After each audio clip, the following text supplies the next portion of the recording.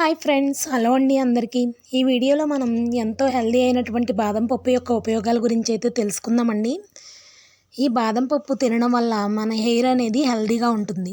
అంతేకాకుండా దీనిలో magnesium, zinc, vitamin E పుష్కలంగా ఉంటాయి. విటమిన్ బి కూడా ఉంటుంది.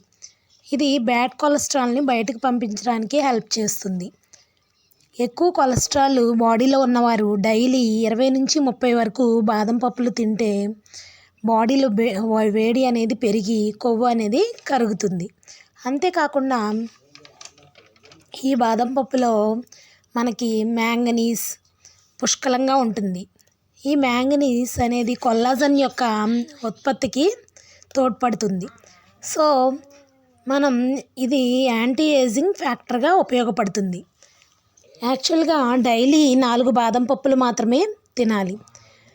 బాదం అనేది తొక్కతో సహా తింటే గుండె మరింత ఆరోగ్యంగా ఉంటుంది. గుండె అనేది హ్యాపీగా ఉంటుంది. అంతేకాకుండా చాలామంది కాస్మెటిక్ కంపెనీస్ దీని యొక్క ఉపయోగాలు తెలిసి మాయిశ్చరైజింగ్ క్రీమ్స్ తయారు చేయడానికి దీన్ని విరివిగా ఉపయోగిస్తున్నారు. సో ఇన్ని ఆరోగ్య ప్రయోజనాలు ఉన్న బాదం పప్పును తప్పకుండా మీ డైట్లో చేర్చుకోవాలి.